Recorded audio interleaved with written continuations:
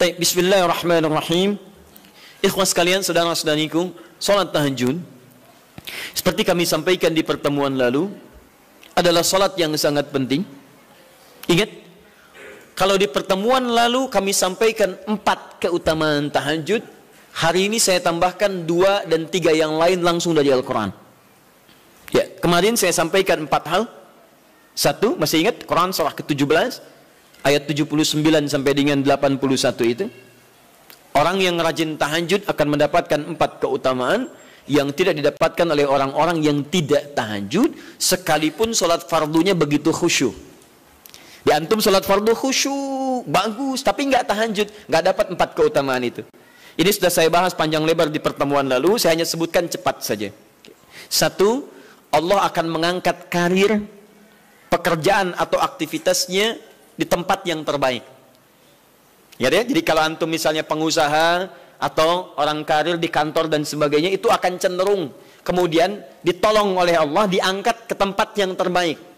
Terbaik itu tidak harus puncak yang paling tinggi, direktur tidak misalnya, tapi tempat yang bisa membuat nyaman hidup Anda, sholat bisa nyaman, bergaul juga nyaman, dan tenang kehidupannya. Mungkin level Anda nggak sampai puncak ya direktur utama, mungkin direktur 1, 2 gitu ya, tapi Anda dijauhkan dari hal-hal yang maksiat, dijauhkan. Sholatnya enak, punya ruangan nyaman dan sebagainya. 2, Allah akan bimbing setiap ahli tahajud. Allah akan bimbing sehingga menjalani awal pekerjaannya dengan begitu mudah. Wa rabbi adkhilni mudkhalas sidq. Ya Allah, tolong bimbing saya supaya mengawali pekerjaan dengan cara yang benar. 3, hati-hati. Anda memang posisi tinggi, sekarang dapat proyek. Apakah setiap yang dapat proyek menjalani pekerjaannya dengan benar? Belum tentu. Jangan tinggi-tinggi lah.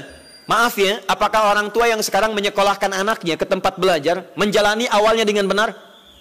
Hati-hati ya Bu ya, Pak. Bapak Ibu menyekolahkan anak dengan awal yang salah, maka memberikan jalan keburukan ketika dia belajar. Saya katakan jangan pernah Anda masukkan anak Anda ke sekolah dengan menyogok. Bayar sekian supaya masuk, menyalahi aturan. Kalau awalnya sudah salah, bagaimana anak Anda bisa belajar dengan benar? Mustahil mendapatkan sesuatu yang tidak baik. Yang baik itu mustahil didapatkan. 3, wa akhrijni mukhrajas sidqin. Allah berikan jalan keluar terbaik dari persoalan yang dirasakan. Di ahli tahajud itu setiap punya masalah, bukan nggak dapat masalah ya, bukan tidak bermasalah hidupnya. Dia mendapat ujian juga. Cuman sebelum diuji, diringankan masalahnya. Sehingga seakan-akan nggak punya masalah. Padahal sama dengan yang lain, cuma saat akan dia lalui, Allah ringankan persoalannya sehingga mudah dilalui. Dan yang keempat ini yang hebat. Ya, waj'alni min ladunka sultanan nasira. Allah akan tolong langsung orang ini ketika ada lingkungan sekitar yang akan menyakiti atau menjahilinya. Kalau diisengi orang, diganggu orang dan sebagainya, ini orang-orang seperti ini langsung mendapatkan perlindungan dari Allah Subhanahu wa taala. Ada satu kali, ini kisah nyata, seorang saleh ahli tahajud, sampai saking ahli tahajudnya tidak ingin meninggal. Ini sangat nyata kisahnya dan tidak mengarang. Satu kali Pak, kemudian malam-malam dia perjalanan dengan rombongan, mendengar suara dan menyaksikan kebiasaan dia. Anda tahu apa yang terjadi? Sekarang lihat apa yang beliau sampaikan. Begitu datang harimau itu, perhatikan ahli tahajud ini, dia ingat dengan janji Allah. Dia ingat dengan janji Allah. Perhatikan baik-baik ya. Kalau Anda sudah punya kebiasaan Qur'ani dalam jiwa Anda, maka ayat itu akan hadir membimbing Anda dalam setiap kesulitan Anda. Apapun itu. Nabi Yusuf dekat dengan Allah, ketika digoda muncul ayatnya. Laula ara'a burhana rabbi. Kalau bukan melihat petunjuk dari Rabbnya, niscaya ada sesuatu yang buruk terjadi kepadanya. Tapi Allah jaga beliau. Lihat baik-baik teman-teman. Begitu melompat harimau itu, kemudian dia katakan dalam jiwanya. Lihat kalimatnya. Ya khalqallah. Hei makhluk Allah. Dia tidak katakan ya namar, hei harimau, tidak. Kalau disebutkan harimaunya menunjuk pada zatnya, tapi dia lekatkan makhluk ini kepada penciptanya. Hei makhluk Allah. Ya khalqallah, hei makhluk Allah. Jika saya memang rizki yang telah Allah tetapkan untukmu pada saat ini, maka saya ridho untuk engkau makan, silakan, tidak ada masalah. Kalau Allah tetapkan saya sebagai rizki untukmu pada saat ini, silahkan. Tapi kalau saya bukan menjadi rizki yang telah Allah tetapkan untukmu pada saat ini, maka jangan coba-coba ganggu ibadahku hari ini. Lihat kalimatnya, bukan jangan makan aku. Ingat, bukan jangan makan aku. Jangan coba-coba ganggu ibadahku saat ini, atau aku akan mohonkan pada Allah penciptamu untuk menghancurkan engkau saat ini juga. Perhatikan, dia minta jangan ganggu tahajudnya, bukan jangan makan dirinya. Apa yang terjadi ketika dikaitkan dengan ayat perlindungan tentang tahajudnya, maka tiba-tiba harimau ini pergi meninggalkannya, mengaum sekali langsung pergi. Anda bisa bayangkan, bisa nggak malam-malam begitu Anda sholat, tiba-tiba ada nyamuk misalnya kan banyak tuh, begitu Anda mulai disengat oleh nyamuk, diambil Anda katakan, hei nyamuk, kalau ini memang rizki yang telah Allah tetapkan untukmu saat ini, sedot sebanyak-banyaknya, saya ikhlas. Tapi kalau bukan, jangan coba-coba ganggu saya. Atau saya mohonkan kepada Allah pencipta untuk menghancurkan kau saat ini juga. Masya Allah. Kira-kira apa reaksi nyamuk? Makin banyak kayaknya. Coba cek. Berarti chemistry-nya harus lebih dibangun lagi. Tingkatkan. Itu waj'alni min ladunka sultanan nasara. Nah, maka teman-teman sekalian, dari 4 ini, kemudian Nabi menguatkan tentang itu sampai muncul ayat-ayat khusus dari Al-Quran untuk memberikan jaminan-jaminan. Ini tambahannya. Yang kelima, ini yang belum saya sampaikan pertemuan lalu. Kelima, salat tahajud itu adalah kebiasaan ahli surga saat di dunia. Jadi kalau Anda ingin melihat ahli surga yang hadir di dunia, salah satunya lihat kebiasaan salat malamnya. Bukan nonton bola. Dan tidak dikalahkan oleh bola. Dia nggak peduli mau Kroasia menang 2-1 lawan Inggris, dia nggak peduli. Ya, mau Prancis menang 1-0 lawan Belgia, dia nggak peduli. Pokoknya terserah, yang penting juaranya Prancis misalnya gitu kan. Tidak. Dia nggak peduli, mau siapapun nggak ada masalah. Dan tidak dikalahkan. Jadi kalau Anda ingin melihat kebiasaan ahli surga saat di dunia, lihat kebiasaan malamnya. Kalau dia bangun dan mengalahkan semua kebiasaan malam ahli dunia, maka itulah ahli surga. Salah satu kebiasaannya. Ya, kalau nanti turunan dari tahajudnya muncul, nanti saya terangkan. Yang berhasil tahajud, ciri-cirinya begini. Jadi jangan dilihat setiap yang malam sholat itu disebut ahli tahajud, belum tentu, ada ciri-cirinya. Tapi ciri yang pertama, yang melekat kuat, kelihatan nampak, pertama adalah ciri ahli surga, dia memiliki kecenderungan untuk sering bangun malam. Dalilnya Quran surah ke-51 ayat 15 sampai dengan ayat ke-17-nya.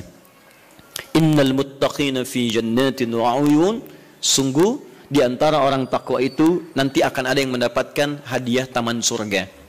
Apa keistimewaannya? Akhidhina ma atahum rabbuhum innahum kanu qabla dzalika muhsinin.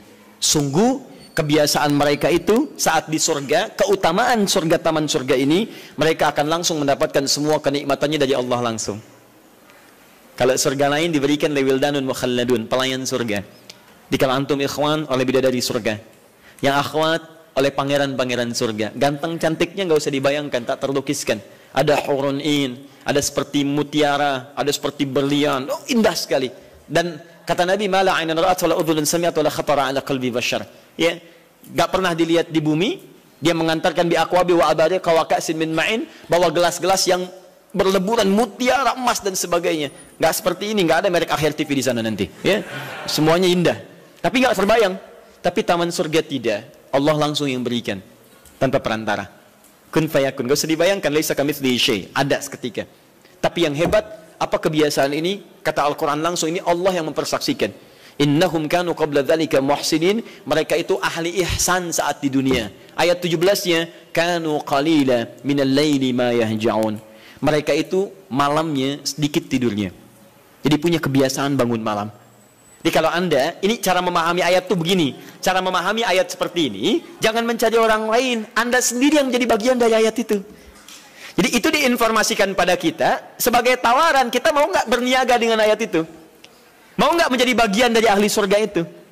Jadi jangan sibuk mencari kebiasaan orang, kenapa Anda tidak membiasakan diri jadi bagiannya? Ya, jadi coba cek dari keluarga. Ada nggak sudah jadi bagian dari ahli surga di keluarga Anda? Sekarang pulang ke rumah, coba lihat dari sekian orang yang ada di rumah berapa yang bangun. Mula-mula cuma 2 orang menikah suami istri belum bangun. Allah kirimkan anak belum bangun. Sudah ada cucu belum bangun. 10 orang di rumah nggak ada yang bangun. Masa satu pun nggak ada yang jadi ahli surga? Hai, coba. Makanya karena saking tingginya ayat ini, Nabi sampai membangunkan istrinya, membangunkan menantunya, membangunkan anaknya Fatimah Az-Zahra, menantunya Ali bin Abi Thalib. Dibangunkan oleh beliau, ayo bangun, bangun, bangun. Saking inginnya keluarga Nabi terpancar cahaya surga sejak mulai di dunianya. Tahun-tahun pulang ke rumah ya, coba lihat tuh. Anak-anak yang di pesantren kalau pulang dan sebagainya, malam bangun nggak dia? Coba biasakan, bangun, bangun, bangun. Dan Anda akan rasakan hal yang sangat berbeda. 2, tadi tambah 1 ya, berarti 5, sekarang yang ke-6. Orang-orang yang rajin bangun malam, itu orang-orang yang mendapatkan pujian langsung dari Allah Subhanahu wa ta'ala. Jadi kalau Anda ingin melihat orang yang dipuji Allah, itu lihat orang yang sering bangun malam, tahajud. Di antara dalilnya, Quran surah ke-32 ayat ke-16. Tatajafa junubuhum 'anil madaji' yad'una rabbahum khaufan wa tama'a wa mimma razaqnahum yunfiqun. Setelah kita sujud itu ayat sajadah, Allah terangkan. Itu indah sekali kaitannya. Nih, di antara orang sujud ini ada yang lebih hebat lagi. Kalau Anda sholat subuh baca misalnya ayat sajadah, sujud, Allah terangkan. Di antara sifat orang yang rajin sujud ini adalah orang-orang yang rajin tahajud. Tatajafa junubuhum 'anil madaji'. Mereka sering menghindari tempat tidur di malam harinya. Maksudnya apa? Rajin tahajudnya. Ada orang-orang yang dipuji oleh Allah Subhanahu wa ta'ala karena kebiasaan malamnya dia menghindarkan diri dari tempat tidur. Maksudnya bukan nggak tidur, rajin bangun malamnya. Rajin bangun malam. Bapak Ibu kurang apa lagi ya? Kalau ada orang dipuji misalnya saat di dunia, presiden memuji seseorang, artinya presiden menyukai dia. Artinya presiden menjamin kemudahan baginya. Kalau ada orang yang dipuji Allah, artinya Allah mencintai dia dan menjamin kemudahan dalam kehidupannya. Maka dekati orang-orang seperti ini. Saya sarankan kalau antum punya teman, ikhwan sekalian, sedang mabit misalnya atau tugas dinas keluar. Tiba-tiba tengah malam di hotel dia bangun sholat, itu teman terbaik Anda. Saya katakan pada Anda, tandai orang ini dan dekati dia saat di kantor. Bangun ukhuwah dengannya, persahabatan dengannya. Maka ketika Anda mendekati orang-orang yang dipuji oleh Allah, maka Anda pun akan kedapatan bagian dari pujiannya. Karena mustahil orang yang dijaga oleh Allah mengajak Anda pada maksiat. Itu mustahil. Mustahil. Sama teman-teman yang masih di kampus, kalau malam-malam misalnya di asrama atau pulang tiba-tiba ada orang-orang yang kelihatan sholat malam, dekati orang ini. Jadilah bagian dari sahabatnya. Dan dengan itu saya ajak, coba cek pasangan hidup Anda. Jangan-jangan selama ini Anda berdua belum mendapati sesuatu yang terbaik. Kalau ibu ingin suaminya dipuji oleh Allah Subhanahu wa ta'ala, maka bangunkan malamnya supaya dia sholat. Kalau Anda, istri Anda ingin dipuji oleh Allah Subhanahu wa ta'ala, bangunkan malamnya supaya dia sholat. Dan kalau bisa keduanya kompak. Pernah kan saya sampaikan di pertemuan lalu, Nabi menyampaikan, lihat rahimallahu mra'an atau rajulan, Allah merahmati seorang lelaki, kemudian yang bangun di pertengahan malam dia sholat, lantas membangunkan istrinya dan mencipratkan air di wajah istrinya supaya dia bangun menunaikan sholat malam. Seperti Allah merahmati seorang istri yang bangun di malam hari untuk sholat, kemudian dia mencipratkan air di wajah suaminya supaya bangun untuk sholat. Saking tingginya mendapatkan pujian Allah, sampai kata Nabi SAW, ayo bangunkan istrimu sekalipun kau cipratkan air di wajahnya. Tapi mohon izin Bu ya, maksud hadis itu kalau sudah ada komitmen dan rencana bangun di malam harinya. Nggak ya? Bukan ibu ngaji sekarang suami nggak hadir, terus dengar itu terus nggak punya rencana. Aduh saya pengen suami dipuji Allah, masya Allah, malam-malam segayung Pak. Mama kenapa? Hadis Nabi Pak. Oh hadis Nabi. Aduh, siapa yang ngajarin? Nah, itu yang repot. Paham ya? Baik. Sudah yang terakhir. Ini menunjuk pada keutamaan tahajud. Kemarin 4, saya tambahkan jadi 3. 1, masih ingat tadi yang pertama apa? Allah Subhanahu wa ta'ala menjamin ia sebagai ahli surga, kebiasaan yang ada di dunia. Yang kedua, Allah memuji orang ini. Dan yang ketiga, tahajud itu kebiasaan orang soleh yang ditekankan oleh Al-Quran dan hadis Nabi SAW. Kebiasaan orang-orang soleh. Jadi kalau yang pertama ahli surga, kedua dipuji Allah, yang ketiga langsung dikuatkan orang-orang soleh. Dan orang-orang soleh itu, mohon izin ya, maaf, orang soleh itu tempatnya saat di surga, itu sesurga dengan semua nabi. Semua nabi dan rasul. Ayatnya ada di Quran surah keempat An-Nisa ayat 69. Paling kanan di pertengahan. Wa may yuti'illaha wa rasul fa ulaika ma'al ladzina an'ama Allahu 'alaihim minan nabiyyin was-siddiqin wasyuhada was-salihin wa hasuna ulaika rafiqa. Siapa yang mau menaati Allah dan Rasulnya, maka dia bisa sesurga dengan orang-orang yang telah Allah berikan jaminan nikmat surga untuk mereka. Di antara mereka para nabi, Awas. Para syuhada, siddiqin orang-orang jujur, wassalihin orang-orang saleh. Ini syahidnya di ayat ini bahwa orang-orang saleh akan ke surga bersama semua nabi. Saya pernah katakan pada Anda, kalau beberapa nabi saja, maka bahasa Arabnya bukan nabiyin tapi anbiya. Anbiya. Karena itu ada surah ke-21 surah Al-Anbiya. Di situ dikisahkan beberapa nabi saja.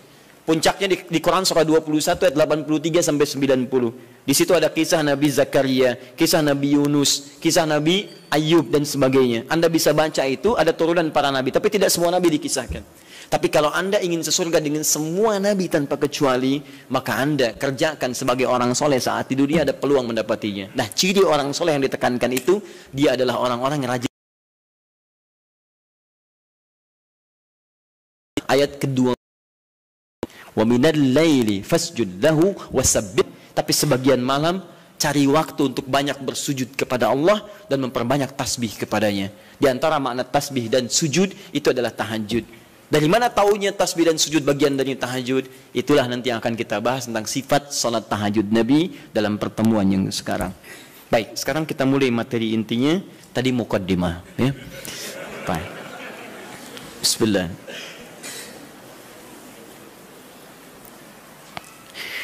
Bismillahirrahmanirrahim. Di pertemuan lalu kita telah bahas tentang jumlah rakaat salat malam. Kemudian di antara rakaat itu kita diberikan pilihan mana yang mau dipilih, silahkan, tidak ada masalah. Mau 11, mau 23, bahkan lebih daripada itu. Sekarang setelah diketahui jumlah rakaatnya, bagaimana cara menunaikannya? Baik. Hadis pertama, Abu Daud, nomor hadis 1369.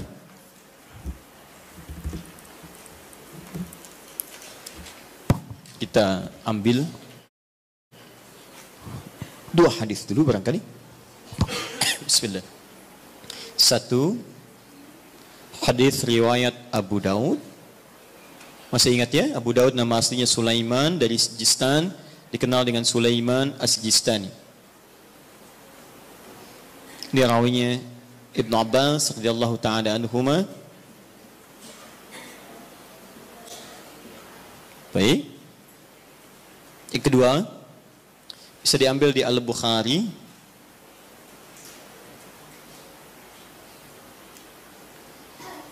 Nomor hadis dari 2008 bisa sampai 2012. Saya kasih jeda ke sini ke 2010-nya. Ini kebiasaan dengan Sayyidah Aisyah, ke sini dengan Sayyidina Umar bin Khattab radhiyallahu taala anhu. Tiga, bisa diambil hadis riwayat Muslim.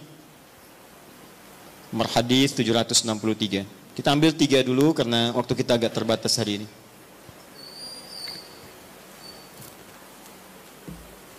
Baik, yang pertama kita lihat. Sekarang kita akan bicara tentang teknis atau cara menunaikan tahajud.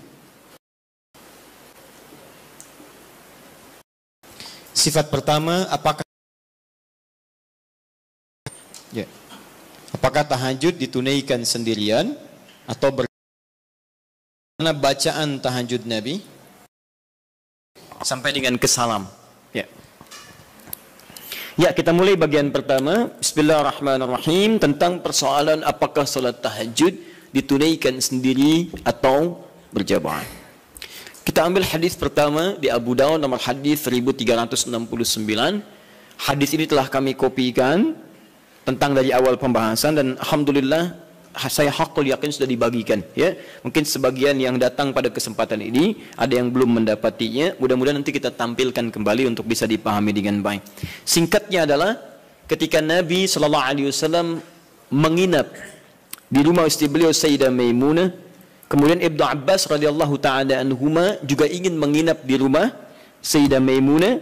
Setelah itu tujuannya untuk mengetahui kebiasaan Nabi.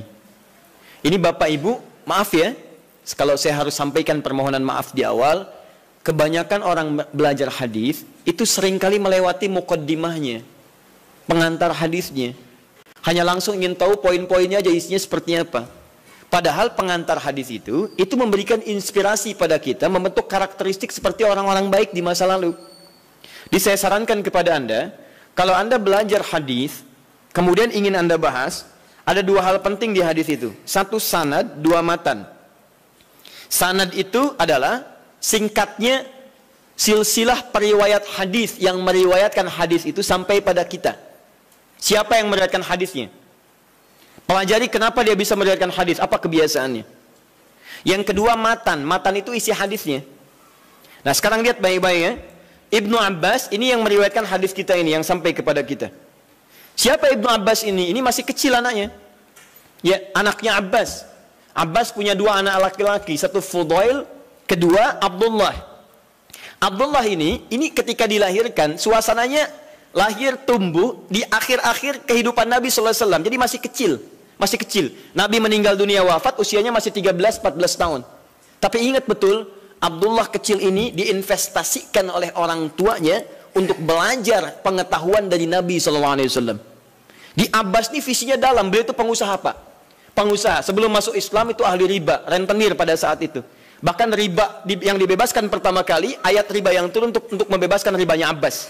Dibebaskan, begitu keluar dari jerat-jerat yang buruk itu, usahanya meningkat jadi kaya. Tapi hebatnya, status kekayaannya tidak melunturkan visi hidupnya untuk mendekatkan anaknya dekat dengan Nabi SAW. Jadi tidak menghalangi Anda boleh jadi direktur apapun silahkan. Direktur A, direktur B, pengusaha A, pengusaha B, nggak jadi masalah. Tapi masa iya sih dari sekian anak Anda nggak ada yang hafal Quran? Anda harus punya cita-cita. Nih saya bekerja di sini, saya belum hafal Quran, tapi anak saya dia mesti hafal. Anak Anda empatkan, yang pertama ini penghafal Quran, yang kedua ahli hadis, ketiga ahli tafsir, keempat ahli fikih. Allahu Akbar. Begitu Anda mendapatkan kesulitan di rumah tentang hal tertentu, anak Anda solusinya di situ. Begitu mendapatkan masalah, kakak sini, apa ayatnya? Oh ini ayah, bla bla bla bla bla. Selesai. Masya Allah. Adik, hadisnya apa yang menguatkan ini? Ini ayah. An-mada kalau Rasulullah SAW. Selesai. Apa hukum fikihnya? Ini ayah. Masya Allah. Apa turunan tafsirnya? Ini abi. Masya Allah. Sudah. Ustadz nggak laku. Nggak lengkap di rumah. Ya. Nah ini disiapkan oleh Abbas, anak pertama saya. Karena dia sudah dewasa, maka saya hibahkan untuk membantu Nabi. Makanya banyak kisah tentang sirah Nabawiyah wafatnya Nabi, itu hanya berhenti wafat di pangkuan Sayyidah Aisyah. Berwudu, sholat, di pangkuan Sayyidah Aisyah wafat. Tapi siapakah yang membawakan air wudunya? Fudail, kakaknya Abdullah. Beliau yang bawakan air wudunya. Berwudu Nabi kemudian dengan bejana itu. Dan itu sampai berkhidmat pada Rasulullah sampai di akhir hidupnya. Tapi yang kecil ini langsung dihadirkan nuansa cinta kepada Nabi untuk mempelajari bagian kesolehan dan pengetahuannya. Ini tandanya seperti ini. Maksudnya adalah, kata para ulama hadis, jika Anda memiliki anak-anak yang serupa, laki-laki atau yang sebagainya, kemudian menemukan orang-orang soleh sekitaran Anda, maka dekatkan anak itu kepada dirinya atau majlisnya. Hadirkan. Kami dulu waktu belajar terbiasa, di mana ada syekh, kita lazimi syekh itu. Sekalipun kami jadi pembantunya. Itu biasa. Bawakan tasnya. Begitu bawakan tas, di jalan kita tanya masalah hukum dan sebagainya. Kadang kami gorengkan makanan untuknya. Begitu digorengkan, selesai dihidangkan, itulah yang hadir dari lisan beliau. Kalau Rasulullah SAW, Rasulullah SAW bersabda, jika kamu menghidangkan makanan begini, wah datang kepada kita tuh. Diindah, jadi niat kita itu untuk belajar.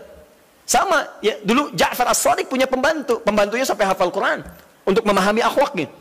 Sampai tahu kebiasaannya. Tahu Anda kisahnya? Satu ketika kemudian datang seorang tamu, tiba-tiba dia bawakan air, begitu bawakan air terpleset, jatuhlah kemudian air itu, gelasnya kemudian airnya tumpah mengenai jubah tuannya.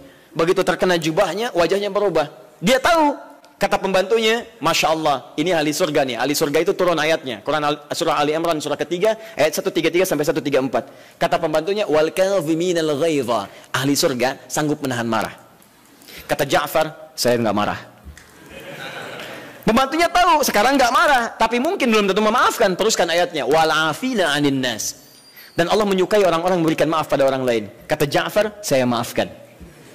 Yang hebat yang ketiga, beliau tahu Ja'far punya kebiasaan untuk sedekah. 2000 dinar selalu ada dalam kantungnya. Kata pembantunya, Allahu yuhibbul muhsinin. Dan Allah senang pada orang-orang yang berbuat baik. Kata Ja'far, dikeluarkan 2000 dinar, saya berikan, sekarang kamu bebas, gak usah jadi pembantu saya lagi. Masya Allah. Luar biasa. Dan itu kisah-kisah itu banyak teman-teman. Anda bisa gali kisah-kisah yang bisa menguatkan iman kita. Jangan cuma cari bacaan-bacaan nggak jelas tuh, ngapain? Main tik-tok, nggak ada kerjaan. Itu apa gitu? Saya aja bingung, ada orang sampai ngerjain ini, saya nggak tahu itu apa gitu ya. Cuma lihat di berita kok, kenapa gitu? Dan nggak ada faedahnya, kenapa sih? Kenapa nggak cari tentang kisah-kisah soleh orang dulu, terus praktekkan di rumah, bisa menguatkan iman kita. Nah, salah satunya Ibnu Abbas. Ibnu Abbas, jadi Anda, maaf ya, kisah ini kita tarik sebagai inspirasi. Kalau Anda sudah berkeluarga, coba di antara sekian anak itu mesti disiapkan. Ini mau jadi apa, ini jadi apa. Dan ada kebanggaan di akhirat nanti. Misalnya ini nanti yang pakaikan mahkota kami di akhirat. Saat kami pulang menghadap Allah. Siapkan, semua harus hafal Quran. Semua hafal Quran. Nanti spesifikasinya, ini ahlinya qiraat, ini hadisnya dan sebagainya. Ibnu Abbas disiapkan oleh orang tuanya, maka dia melazimi Nabi SAW karena bagian dari keluarganya. Usia masih 3-4 tahun, datang ke rumah bibinya Maimunah, kemudian tidur di rumahnya dan bangun saat di pertengahan malam. Kisah bangunnya sampai dengan wudhu sudah selesai, kita akan masuk kepada fase tahajudnya. Begitu Nabi malamnya akan sholat, maka Ibnu Abbas tiba-tiba masuk ke barisan, menjadi saf bagian dari Nabi, sholatlah di belakang Nabi sebagai makmum. Lihat ya, jadi Nabi sedang sholat, saya ilustrasikan ya, misal, ini sedang sholat, tiba-tiba Ibnu Abbas dari belakang ikut sholat sebagai makmum. Lantas ditarik oleh Nabi, disejajarkan oleh Nabi SAW dengan posisi beliau. Sejajar, tadinya di belakang begini, ditarik jadi sejajar begini. Paham? Disejajarkan seperti ini. Hadis ini sering digunakan dalil oleh teman-teman kita tentang kebolehan menyusun saf laki-laki dan perempuan dengan posisi sejajar bila imamnya satu dan makmumnya satu. Pernah dengar ada guru Anda mengajarkan, kalau ini posisi imam satu, maka makmumnya satu, boleh makmum dan imam posisi sejajar. Tidak ada yang lebih, baik imam maju sedikit atau makmum mundur sedikit. Tapi sejajar, persis sama semua. Pernah dengar ini? Nah, hadisnya hadis ini yang digunakan dalilnya. Apa Nabi mengajarkan tahajud? Saya mau tanya pada Anda, kalau Nabi imam, Ibnu Abbas makmum, ada dua orang, sholatnya sholat tahajud malam dilakukan, kemudian satu imam satu makmum, itu jamaah bukan? Jamaah, karena syarat sholat berjamaah minimal terdiri dari dua orang, satu imam, yang satu lagi makmum. Maka kita sepakati dulu yang pertama. Yang pertama kita sepakati, dalam hadis ini ada petunjuk atau isyarat kebolehan menunaikan tahajud dengan berjamaah. Satu, bolehnya tahajud berjamaah. Nah. Awas, di sini ulama sepakat ya, awas hati-hati. Tidak ada yang tidak sepakat. Jadi kalau Anda yang tidak sepakat, Anda sendiri yang salah. Ya? Nabi mengerjakan, sahabat mengiyakan, ulama sepakat. Anda Nabi bukan, sahabat bukan, ulama juga belum. Anda tidak sepakat, Anda siapa? Ya, baik. Cuma nanti perbedaannya, kapan kebolehan ini bisa berlaku? Hanya bedanya di situ saja nanti. Kalau jamaahnya sepakat boleh, tapi kapan dibolehkannya? Dalam suasana apa? Apakah dalam setiap waktu boleh berjamaah atau dalam keadaan tertentu berjamaah? Paham ya? Tapi saya ingin katakan bahwa ada kasus Nabi pernah sholat malam, kemudian ada makmum di belakang dan dibenarkan oleh Nabi. Kalaulah tahajud berjamaah itu dilarang, Nabi akan katakan, ngapain ikut sini, sebelah sana aja. Ya, misal, atau ini jangan berjamaah, ini tidak benar, yang bagus sendiri-sendiri aja. Ya, atau ngapain ikut bid'ah? Ya tidak ya. Baik, tidak. Tapi Nabi akan katakan, kamu sebelah sana, saya sini. Tapi ketika Nabi tidak melarangnya, bahkan menarik dan menyejajarkan, ini menunjukkan ada kebolehan dalam sholat berjamaah yang dimaksudkan. Jelas sampai sini? Paham ya? Awas hati-hati, saya ingin luruskan dulu karena sebagian sahabat kita, teman-teman kita menjadikan ini sebagai dalil bolehnya satu saf sejajar, tapi tidak pernah mengungkit sholat apa itu. Di Anda kan unik, Anda mengatakan boleh sejajar saf, makmum dengan imam. Kalau imam satu, makmum satu. Tapi Anda mengatakan tahajud gak boleh berjamaah, bid'ah. Padahal yang Anda gunakan dalilnya tentang dalil tahajud. Paham ya? Nah, jadi gini, kalau Anda cenderung pada satu pendapat tidak apa-apa, tapi kita harus jujur menyampaikan informasi. Ya, jadi kalau beda dengan yang lain tidak ada masalah sepanjang ada dalil. Ya, dan tidak usah mencela orang lain. Kita punya pilihan, boleh, tapi jangan sampai pilihan kita kemudian menjelekkan orang lain. Itu yang tidak bagus. Jelas? Baik. Jadi celaan tinggalkan, ibadah kerjakan. Itu yang dimaksud, ambil baiknya, tinggalkan buruknya. Dan tidak usah rame gitu kan? Nah, sini. Satu. Dalil kedua. Bismillah. Sayyidah Aisyah radhiyallahu taala anha diriwayatkan di Al-Bukhari dari nomor hadis 2008 sampai ke 2010-nya. 2012 untuk sahabat Umar bin Khattab radhiyallahu taala anhu. Ja'a ashabu Rasulullah sallallahu alaihi wasallam. Datang beberapa orang sahabat Nabi sallallahu alaihi wasallam. Fahum Abdullah bin Mas'ud radhiyallahu taala anhu, Hudzaifah al-Yamani radhiyallahu taala anhu, wa Ubay bin Ka'ab radhiyallahu taala anhu. Baik, datang beberapa sahabat Nabi sallallahu alaihi wasallam, di antara mereka adalah sahabat Abdullah bin Mas'ud, kemudian Hudzaifah al-Yamani, kemudian Ubay bin Ka'ab radhiyallahu taala anhum jami'an. Fasa'alu Sayyidata Aisyah radhiyallahu taala anha. Mereka bertanya kepada Sayyidah Aisyah, semoga Allah meridai kepada beliau, an sifati salatin Nabi sallallahu alaihi wasallam, tentang sifat salat malamnya Nabi sallallahu alaihi wasallam. Faqalat, maka beliau menyampaikan, riwayatnya cukup panjang, ya. Makana yazidu fi Ramadan wala fi ghairihi ada 11 rakaat. Ya, sepanjang tinggal di rumah saya, sepanjang bersama saya, perhatikan cara menerjemahkannya.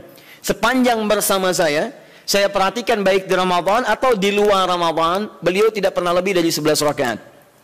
Ya, jadi 11 rakaat di Ramadan, di luar Ramadan 11 rakaat. Tapi tolong catat baik-baik ya, cara menerjemahkannya sepanjang bersama saya. Sedangkan Nabi, istrinya tidak hanya Sayyidah Aisyah.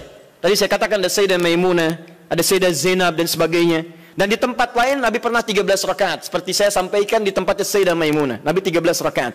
Ada bahkan yang kurang dari itu, ada yang lebih daripada itu. Tapi di rumah Sayyidah Aisyah 11 rakaat. Dan ini telah tuntas di pertemuan lalu. Perhatikan, yusalli arba'an, kemudian beliau salat 4 rakaat. Thumma yusalli arba'an, kemudian 4 rakaat. Thumma yusalli thalathan. Beliau salat 4 rakaat dan 3 rakaat. 4, 3. 4 tambah 4, 8 tambah 3, 11. Ini seperti kesimpulan di pertemuan lalu, boleh kita menunaikan salat malam dengan 11 rakaat, formulasinya 4, 4, 3. Kalau Anda ingin 2, 2, 2, 2, ujungnya 1, boleh. Hadisnya sudah saya sampaikan. Bahkan masih tertulis di Abu Dawud nomor hadis 1369.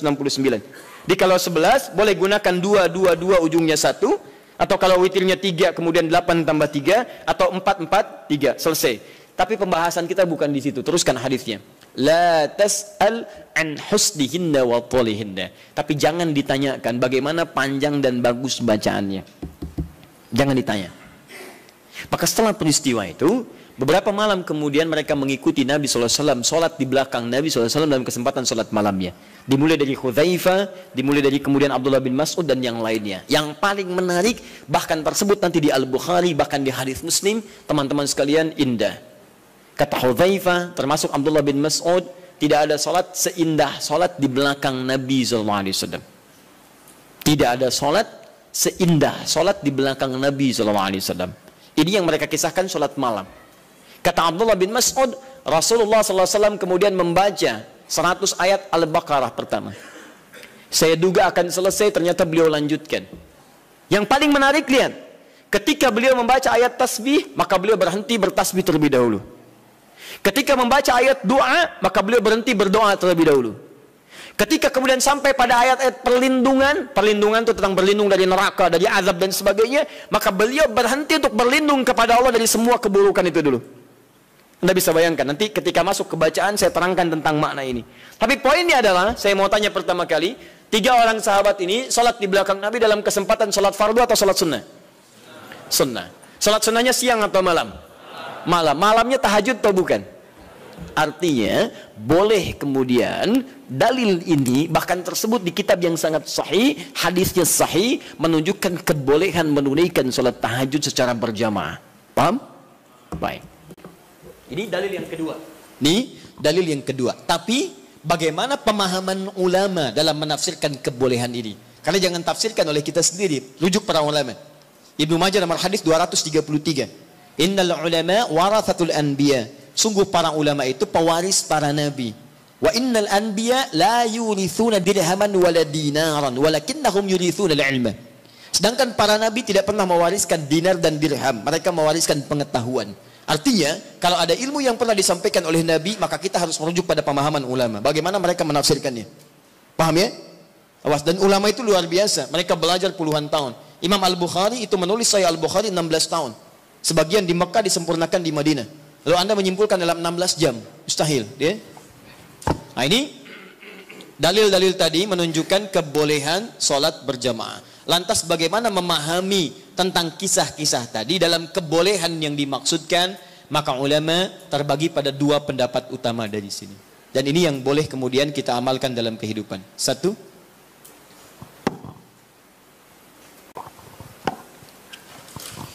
Pendapat pertama menyampaikan hadis yang menunjukkan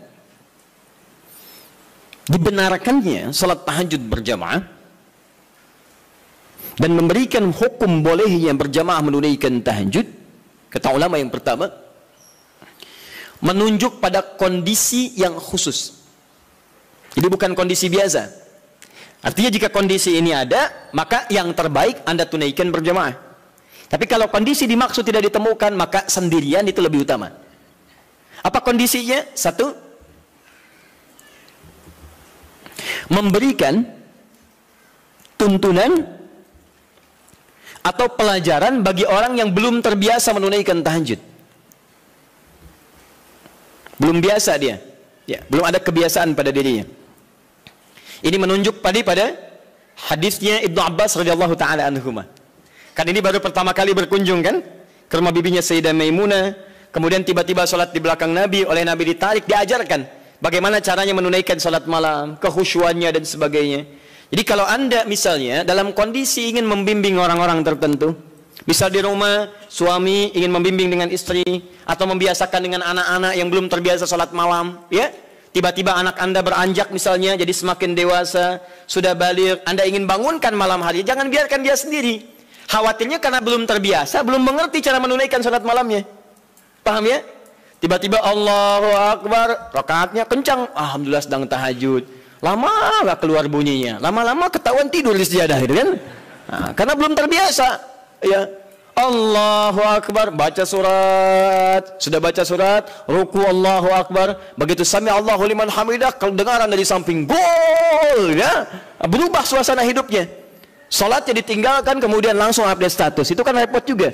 Ya, kekinian karena belum terbiasa menunaikannya. Maka seperti Nabi membimbing Ibnu Abbas radhiyallahu taala anhuma, Anda boleh hidupkan saat di rumah, anak Anda bangunkan, yuk bangun yuk, malam kita tahajud. Kenapa Pak mesti tahajud? Kan kita udah banyak sholat. Misalnya, sayang, Allah menjamin kalau kita tahajud, kita sekeluarga masuk surga.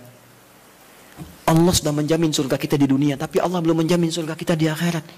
Papa takut kalau di dunia kita bersama, di akhirat kita berpisah. Alhamdulillah, tidak ada yang bisa menyatukan kita kecuali amal soleh kita. Yuk bangun, tolong papa mama supaya memudahkan hisab saat di akhirat. Bangun. Kenapa Pak mesti bangun? Kan capek.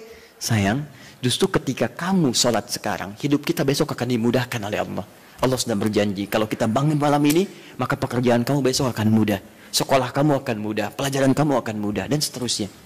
Maka teman-teman cari aura-aura positif untuk menghidupkan itu. Bangun malam, itu indah. Itu indah. Guru di sekolah punya program misalnya, ya, ada mabit, ada macam-macam, malamnya dibangunkan, boleh, silakan cari imam bagus, kemudian hadirkan suasana malam, sholat itu boleh, sah, nggak ada masalah.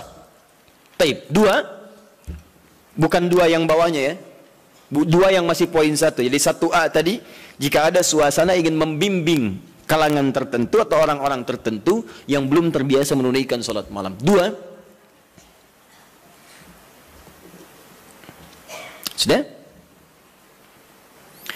Dalam rangka melatih atau menghadirkan kekhusyuan, dalam rangka melatih atau menghadirkan kekhusyuan,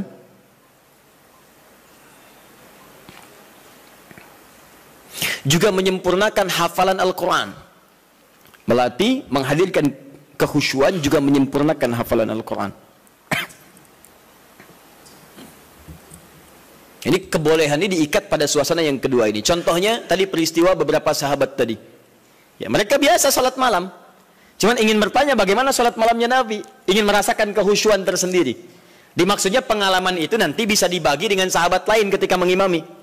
Visi sahabat begitu Pak, Bu.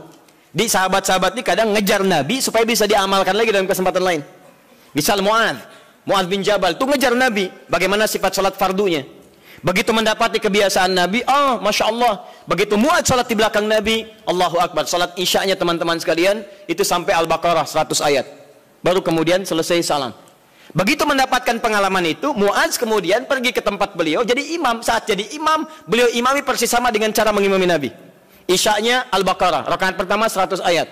Rakaat kedua 100 ayat yang lainnya. Jadi selesai kemudian salat isya 200 ayat paling minimal. Kadang-kadang selesaikan Al-Baqarah. Begitu lihat makmum ke belakang, mulai berkurang.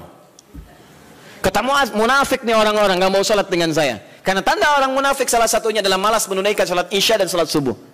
Keberatan para sahabat yang disebut munafik oleh Mu'adz. Kami tidak munafik, diadukan pada Nabi. Begitu diadukan, Mu'adz dipanggil. Mu'adz, kenapa? Ya Rasulullah, saya imami mereka sholat malam, sholat isya. Mereka tiba-tiba menghilang. Ada yang lemas, ada yang tidak ikut. Mereka munafik, bukan kata Anda munafik orang-orang malas sholat isya? Lalu ditanya oleh Nabi, kenapa kalian tidak ikut sholat dengan Mu'adz? Ya Rasulullah, bukan kami nggak ikut, cuman kepanjangan. Kami udah kerja begini capek, diimamin begini, kami juga capek kan? Nah itu zaman Nabi sudah ada. Sudah ada sebagian seperti itu. Maka kata Rasulullah, kenapa Mu'adz kamu terlampau panjang? Kata Mu'adz, ya Rasulullah, saya akan ikut Anda. Anda ngimami saya begini, saya praktekkan. Tapi Nabi perhatikan, lebih pintar, karena Allah berikan bimbingan. Ya Mu'adz, perhatikan baik-baik. Saya baca panjang, karena makmum saya itu kamu. Tapi kamu baca panjang, makmum kamu mereka. Tidak sama. Kalimat itu yang di copy paste oleh sahabat Ali bin Abi Thalib ketika kemudian disoal oleh masyarakatnya pada saat itu. Kata rakyatnya, Ali, kenapa pemerintahan kamu banyak masalah? Pemerintahan pada masa Utsman tidak begini. Umar lebih bagus daripada ini. Abu Bakar lebih bagus lagi. Pemerintahan kamu banyak masalah. Kata Ali, waktu Abu Bakar, Umar, Utsman, rakyatnya saya. Tapi waktu saya, rakyatnya kalian. Itu masalahnya. Paham ya? Baik. Nah, yang tiga sahabat tadi, Abdullah bin Mas'ud radhiyallahu taala anhu, kemudian Ubay bin Ka'ab dan Hudzaifah al-Yamani, itu mencoba merasakan kehusyuan salat di belakang Nabi supaya aura khusyuk itu bisa dipraktekkan sekalipun sedang salat sendirian. Berapa lama sih salat Nabi itu? Berapa panjang? Penasaran kok disebutkan panjang aja, jangan tanya panjangnya. Saya pengen ikut. Berapa lama sih? So, seperti apa bacaannya? Itulah yang kemudian mereka dapatkan dan diabadikan oleh Imam An-Nawawi. Antum beli kitab At-Tibyan. Saya ada beberapa yang bahasa Arab, seingat saya yang diterbitan Darul Kutub Al-Islamiyah warna merah marun, itu halaman 37, paling kanan sebelah atas, paragraf pertama baris 1 sampai 3. Itu teman-teman sekalian, kata Imam An-Nawawi, sepeninggal Nabi, semua sahabat Nabi yang profesi apapun, maaf ya, yang pedagang, yang pengusaha, yang birokrat, yang diplomat, itu tidak pernah meninggalkan kebiasaan sholat malam dan kebiasaan mereka sampai khatam Al-Quran. Sholat malam ya. Uthman bin Affan, Tamim Ad-Dari, Abdurrahman bin Auf dan sebagainya. Mereka orang-orang kaya, orang sukses, kaya. Abdurrahman bin Auf kapaknya terbuat dari emas, hartanya banyak, tapi tidak menghentikan kerinduannya untuk menunaikan tahajud. Antum sekaya apa dibandingkan beliau? Dan berapa kali dikalahkan oleh rasa kantuk dan yang lainnya? Orang kaya sekarang belum tentu ada yang kapaknya terbuat dari emas. Tanyakan Bill Gates, orang paling kaya sekarang. Istrinya Melinda Gates. Tanyakan, punya kapak nggak? Belum tentu punya. Minyak angin aja nggak punya, cap kapak ya. Jadi itu ya. Jadi kalau Anda ingin merasakan misalnya kehusyuan, kenikmatan sholat, Anda boleh malam datang, misalnya ada imam yang bagus, bacaannya indah, sehingga beberapa bagian tertentu terces lagi, ya enak, dapat imam bagus. Seperti saat Ramadan Anda mencari imam yang bagus, itu boleh.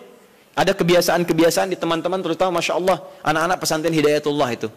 Demi Allah saya katakan, itu diantara kebiasaan mereka pada umumnya tidak pernah meninggalkan tahajud malam, terkhusus malam Jumat. Anak-anak itu tuh yang luar biasa. Jarang diekspos ya, tapi saya sampaikan supaya kita ikuti kebiasaan itu. Antum boleh misalnya satu malam cari waktu, terus imam yang bagus, sholat tibla, supaya mendapatkan kehusuan tersendiri, itu sah dilakukan. Seperti para sahabat pernah melakukan. Dalilnya ini, hadisnya sahih, dibenarkan oleh para ulama, dan sah hukumnya. Ini kata para ulama yang pertama, dibolehkan sholat tahajud berjamaah dalam konteks ini saja. Ini yang tekstual. Di luar ini, kerjakan masing-masing. Jelas sampai sini? Baik. Yang kedua, berpendapat para ulama, hadis ini menunjukkan kebolehan mutlak berjamaah. Gak perlu diikat oleh kondisi. Artinya kalau mau jamaah, jamaah aja. Kalau enggak, bolehnya mutlak. Kenapa? Karena Nabi pun tidak memberikan petunjuk syarat khusus. Nabi tidak pernah mengatakan, boleh tahajud kalian kalau ada keperluan aja, atau kalau ingin menghadirkan kehusyuan. Kalau tidak, ya sudah, nggak usah. Maka ulama yang kedua mengatakan, sepanjang tidak dikhususkan, maka jangan jadikan yang umum itu kemudian ditakhsis jadi hukum umum, jadi hukum khusus. Di yang kedua mengatakan, dari sini tahajud boleh mutlak berjamaah. Artinya kalau ingin jamaah, jamaah. Kalau tidak, nggak apa-apa. Paham di sini?